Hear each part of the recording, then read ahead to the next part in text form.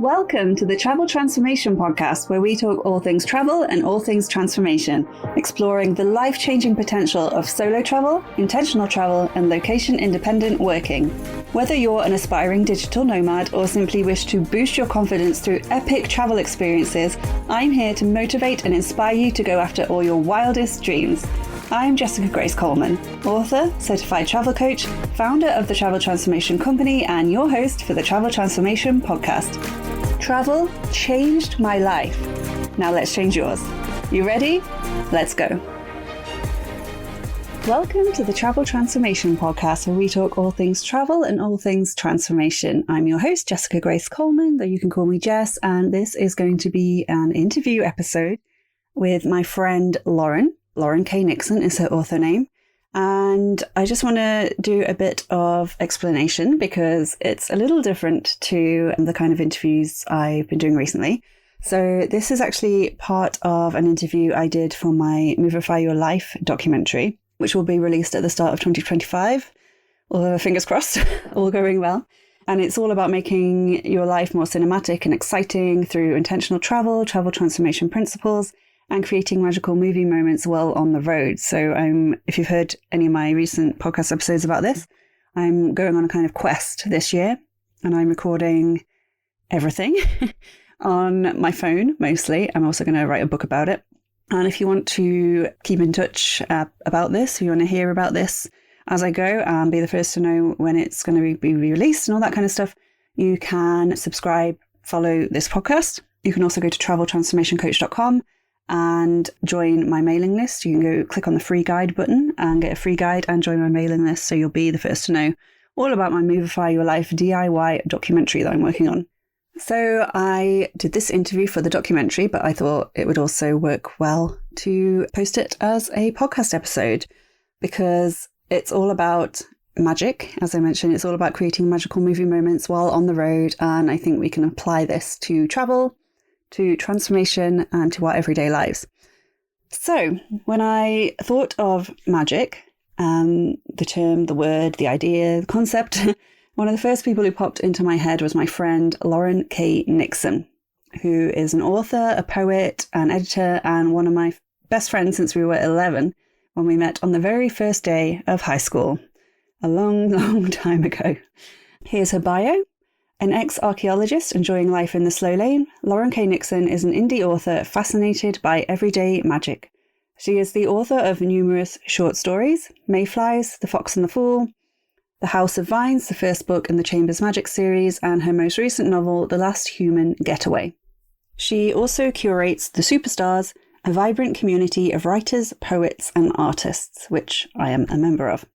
Lauren K. Nixon is a member of the team of consultant proofreaders working for Coleman Editing, providing freelance copy editing services for aspiring writers. And if you haven't guessed, Coleman Editing is my other business. The keywords in that bio are fascinated by everyday magic. And she also includes various types of magic in her books, which is why I wanted to talk to her today, considering the theme of my documentary. And I also thought you might want to hear it too. So let's get straight to the interview. Hi, Lauren. Welcome to the podcast. How are you doing today? I'm good, thank you. How are you? Yeah, I'm good, thank you. It's another nice, bleak English day over here. Yep, chucking it down, but that's your Yeah, well, yeah, Midlands apparently too. So I mentioned this in the intro, but we've actually known each other for a long time. Since we were 11, I actually remember the first day of class because we were put in the same tutor group. And they did this thing like an icebreaker where you had to go around and I think we had to shake each other's hands. Yeah, we did. And we were 11, so that was weird in itself. Super awkward. Yeah, it was like the most awkward thing ever. But a few of us found our little group together, and that was the start of everything. Okay, so I want to dive into the topic of magic. Ooh. Because as I mentioned in the intro, you include a lot of magic in your books, especially House of Vines and The Last Human Getaway. So can you tell me a little bit about these books, the magic in them, and why you're so fascinated by all kinds of magic? So House of Vines is, someone's called it cozy urban realism, I think is probably the best description. So it's a small town. It's not a city. It's not gritty in any way. Everyone has lots of cups of tea. There's a wool shop. It's sort of the cozy murder mystery version of fantasy, I think. And the magic in that is, I suppose, sort of the everyday kind. There are big battles and stuff, but it's also stuff like you don't have to do your dusting because you can just magic the dust away, which I would really love. That'd be amazing. And stuff like that. And everyone knows there's a community of magical practitioners and a community of non-magical practitioners, and some of them know about each other and some of them don't, and it's the interplay between those, really. And there's some evil books, which is always fun. Books with personality. So some books with teeth. And then Last Human Getaway it's sort of a romp through Scottish myth. So there's all sorts of people who are creatures from myth. I'm going to butcher this pronunciation now. I'm really sorry to anyone who can pronounce Scottish Gaelic. I am not one of you. The Eac-Uisce, which is the water horse, which is like a Kelpie, but as one of the characters says, they have worse table manners. Lots of scary things that aren't actually that scary when you look at them, and then things that look like they're quite normal and quite unthreatening who turn out to be much, much worse. Yeah, it was a lot of fun, that one. I really enjoyed that one. Yeah, I enjoyed reading both of those, and I love all the magic in it. Can you sort of pinpoint a moment or like a reason why you're so into like magic? Like, did you read a lot of magical stuff growing up? Like, do you know? Definitely read a lot of fantasy. Everyone in my family's read a lot of sci-fi and fantasy. Someone called me a second generation nerd, and I'm like, well, I think I'm actually a fourth generation nerd, really. Yeah. So I grew up having The Lord of the Rings read to me, reading Narnia, Harry Potter when that came along, Terry Pratchett. And I think Terry Pratchett hits that sort of ordinary people can be brilliant or also really mess you up. And the magic in the Discworld is so accepted as part of the world. But not everyone wants it, and not everyone uses it, and not everyone can use it who wants it. And that interplay is a lot of fun to play with, I guess. But the thing I remember most about magic is Asterix and the magic potion. That doesn't solve all your problems, but does make punching Romans fun. Awesome. And I had The Hobbit read to me at bedtime. I remember that. And also I think you were the first person I knew to read Harry Potter, like before it was cool. I remember you bringing it to school. I remember you reading it on sports day, because like we both hated sports day and we were just like trying to do anything, not to have to like race or anything. And and you lent me the first 2 books, I think, and that got me going on it. And then a few years later, everyone became obsessed with it and was doing the like midnight queues at the supermarkets and stuff. And there was that PSHE day when the 5th book came out.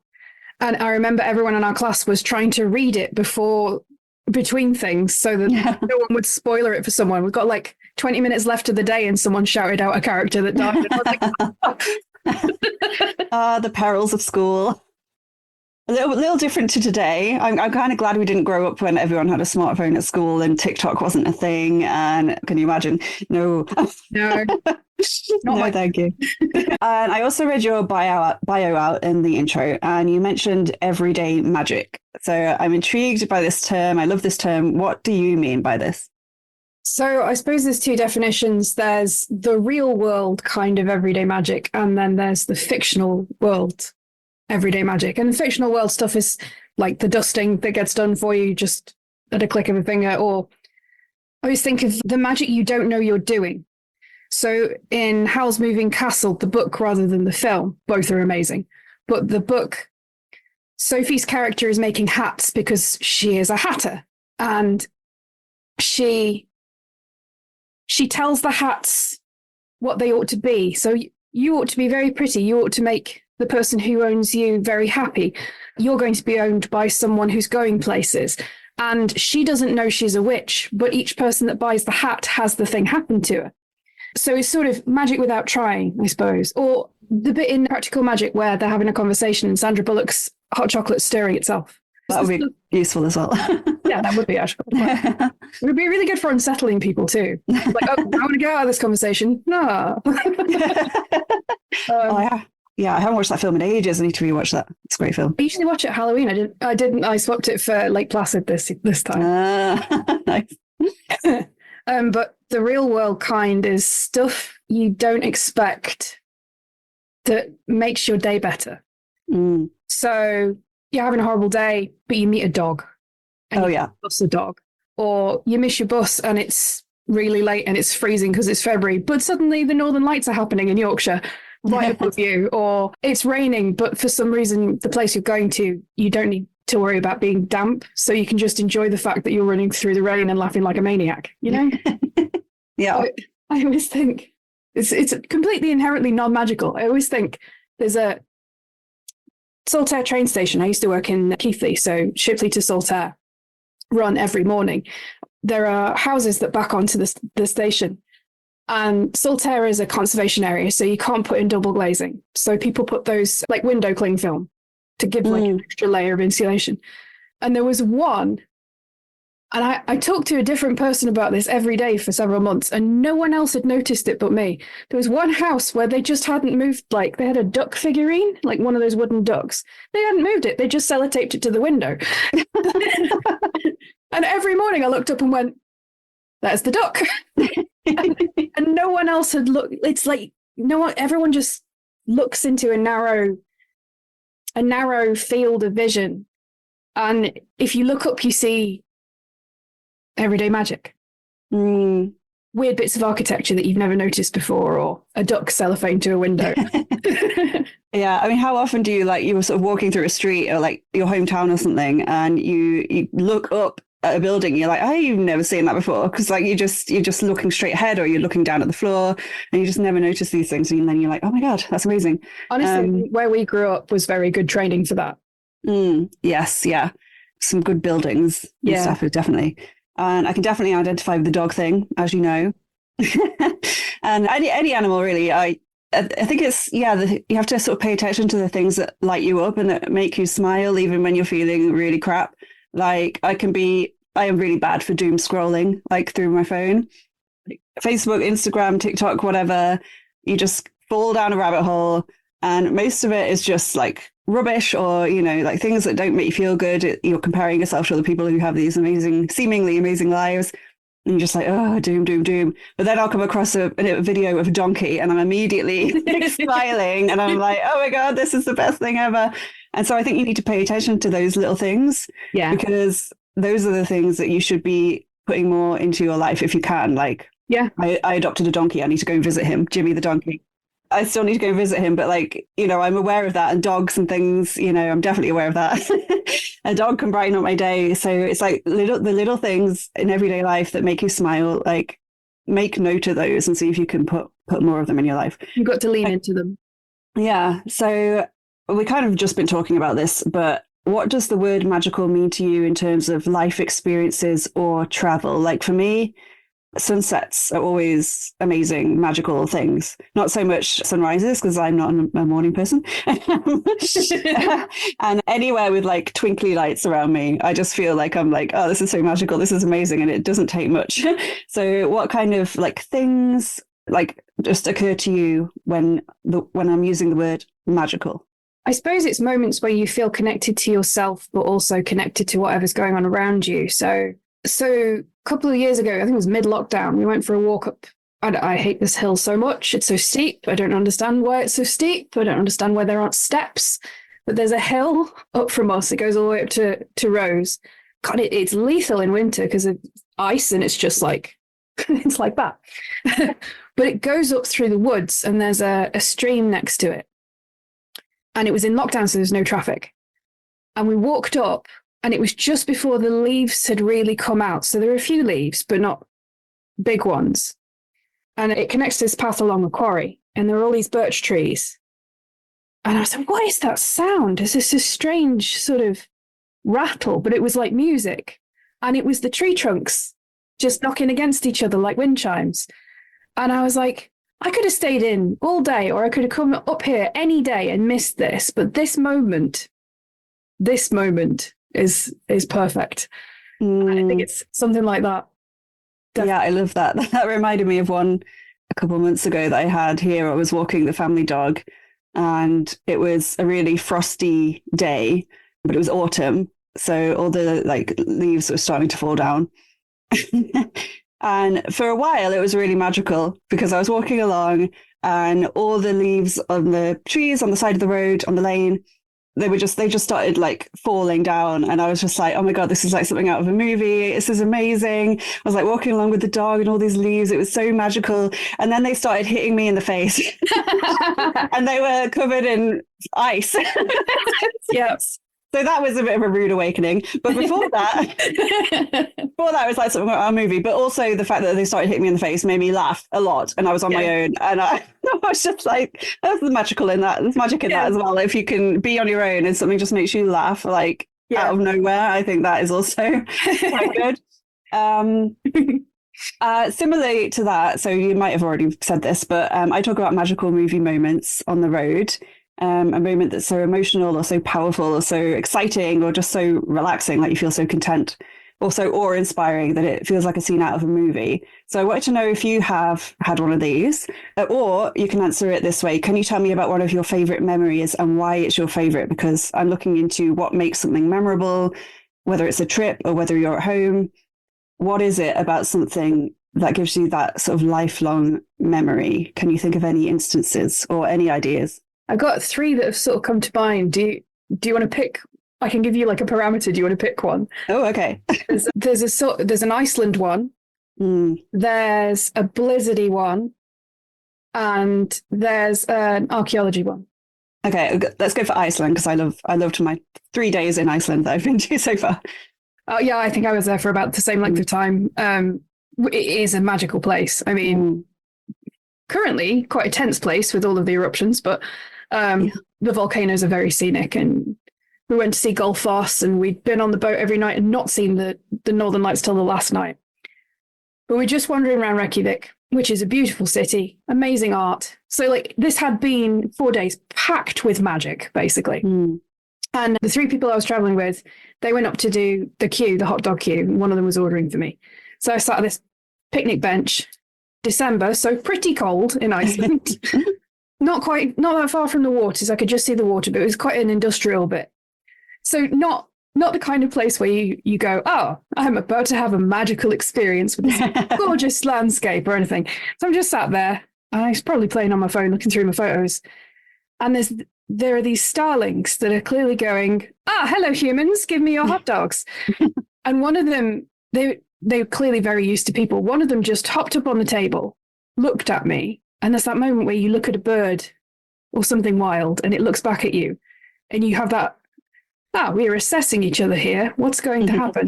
He just hopped on my hand, hopped up my arm, sat on my shoulder for like 5 minutes. And I was like, what do I do? Do I move? How can I take a picture of this? If I move, he's going to go. And I didn't get a picture. Oh, but that connection with a completely wild, well, I suppose half tame, because he knew the joy of hot dogs, but an Icelandic starling that just decided that I was okay. Oh, that's amazing.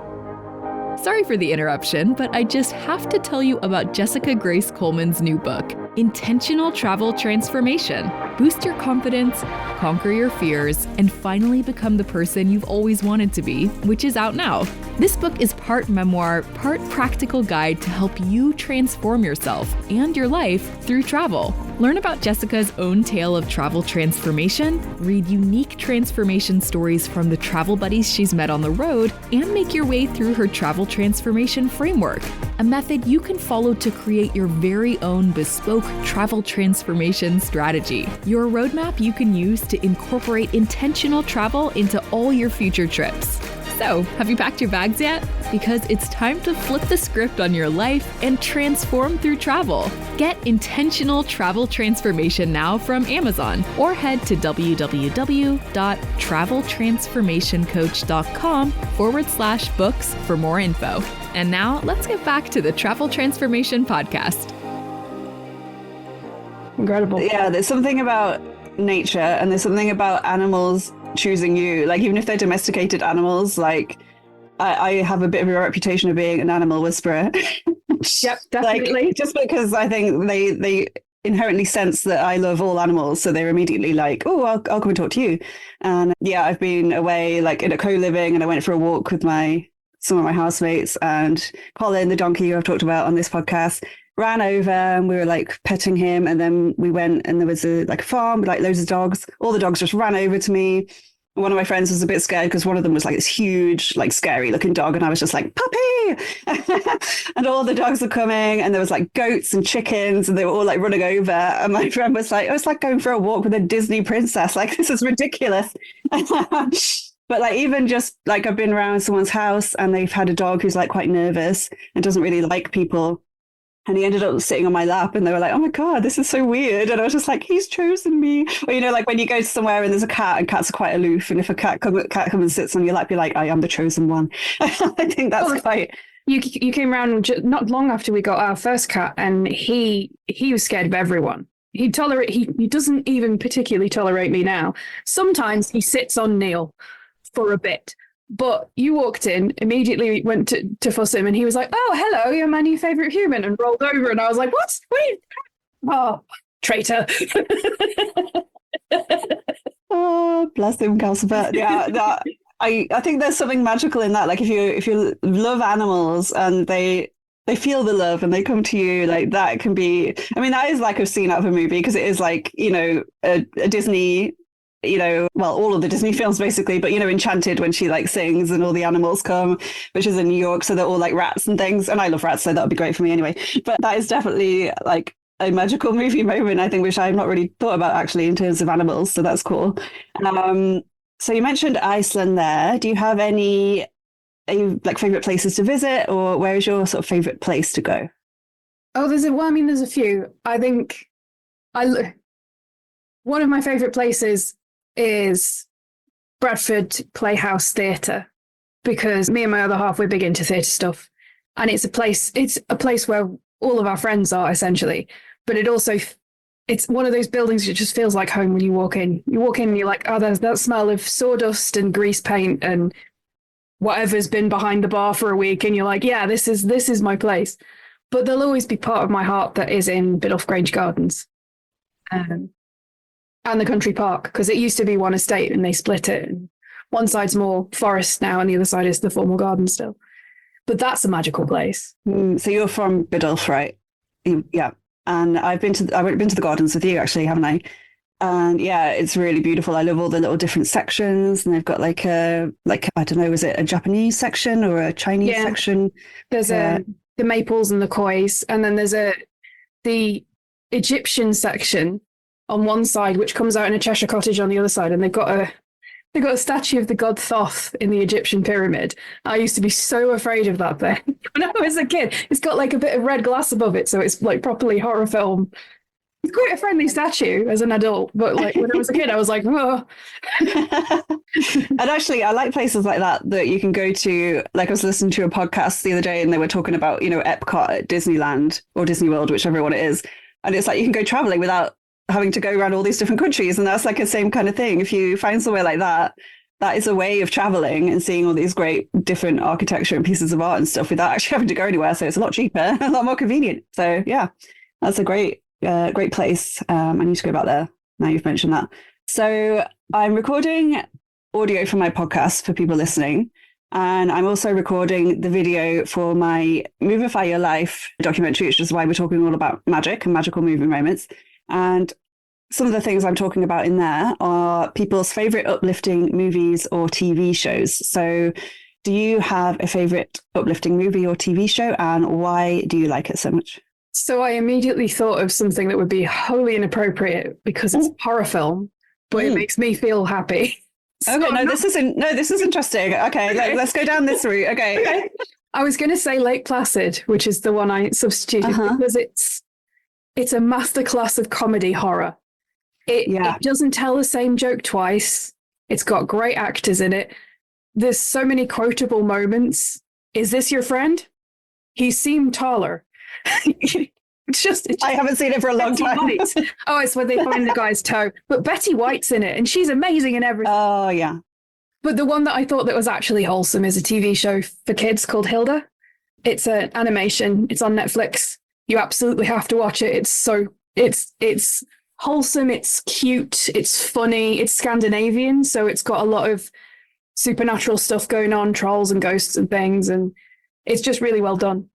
So what's the sort of premise of Hilda? I've not heard of it. She is an adventuresome girl, and I guess she sees ordinary magic. She lives among a society where trolls are thought of as evil, and she keeps running into them, and they keep being not quite as evil as they seem to be. And there's lots of other Scandinavian myth creatures around. The first episode is she keeps stepping on the houses of the invisible elves. So, the thing with elves in Iceland where they're so powerful that occasionally they've rerouted motorways to avoid places where they live. But they're the hidden people. And they keep trashing her house because she keeps accidentally trashing theirs. And so she goes to find them and like, well, you haven't signed the paperwork so you can see us. And she's like, well, you can't tell me that I'm bad for standing in your house if you won't let me see you. And that's this whole thing. There's a lot of bureaucracy among the elves. It's great. That's awesome. Yeah, I'll have to add that to my list. But also, I think it's quite interesting that you said Lake Placid, because for one thing, comedy is a huge thing. No matter what the genre is, like if it's a black comedy or whatever, something that makes us laugh is going to uplift us. It's going to make us feel good. So it doesn't necessarily have to be a genre you would necessarily think of as being uplifting. But also, different people find different things uplifting or relaxing. All those memes about how, I know this will apply to you, how you're like, oh, my girlfriend says she just wants a nice relaxing night in. So she goes and watches loads of true crime documentaries or listens to true crime podcasts because that's what relaxes her. So, different strokes for different folks. So that's definitely something to keep in mind. On a similar sort of vein, who is your favorite fictional character of yours that you'd most like to be like? So this is someone you admire, someone who has qualities you would like to have yourself, someone you watch and you're just like, God, I wish I could be more like that person. Do you have someone in mind? Again, it's a couple of different people, but I think probably, Asterix. The idea that you can just go and punch someone and everything will be fine. If they're being, if they're taking away your liberty and whatever, and you're like, no, I'll make enough trouble for them that they'll go away, is very comforting, I suppose.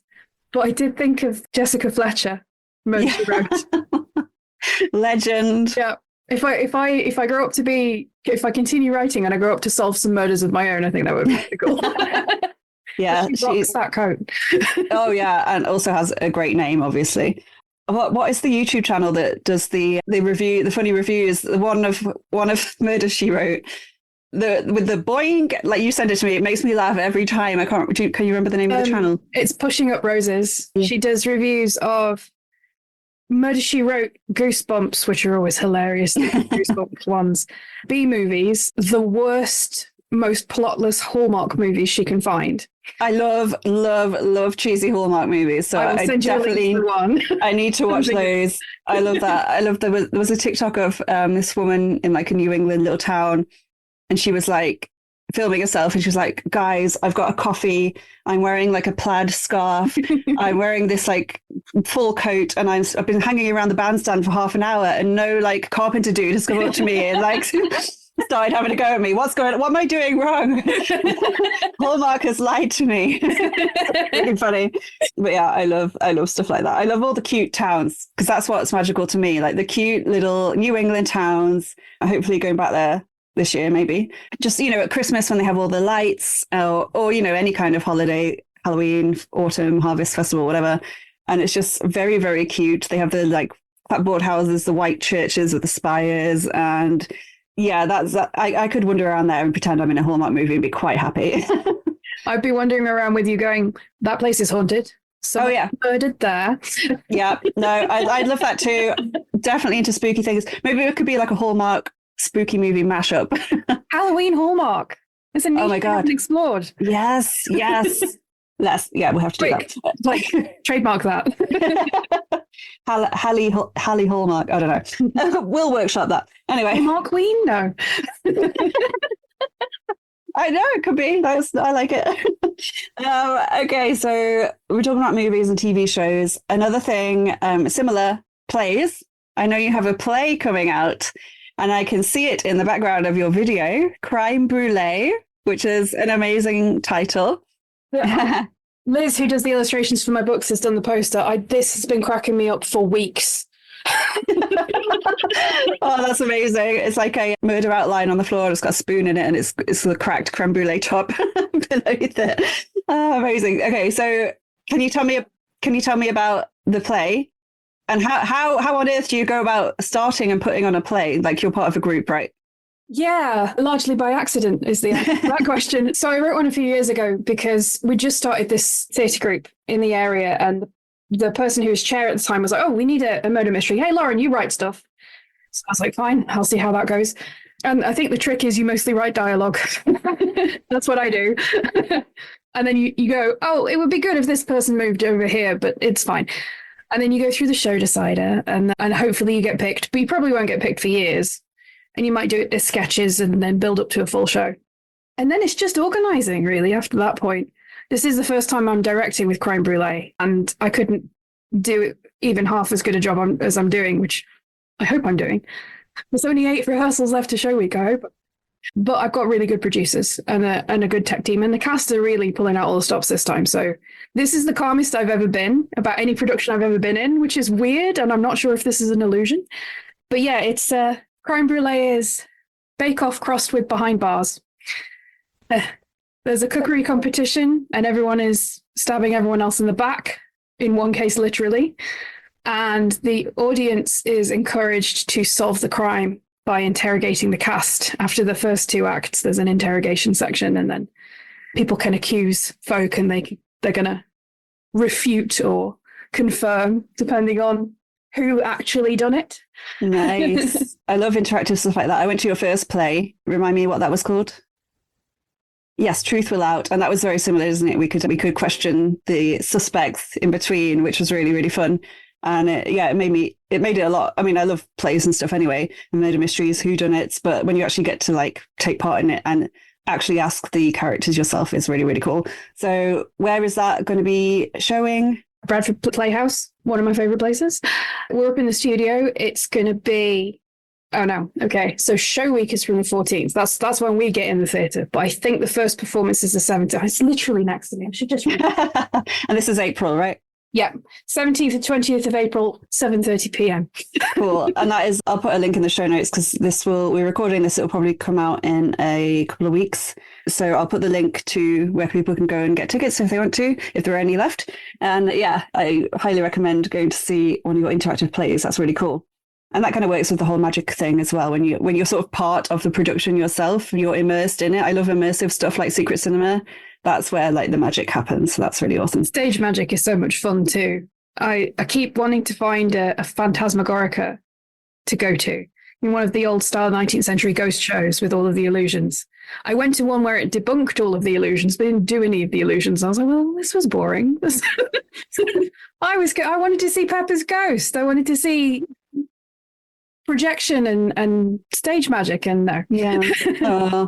Yeah, I went to see the Harry Potter play. Oh, what's it called? My brain's gone. Yes, The Cursed Child.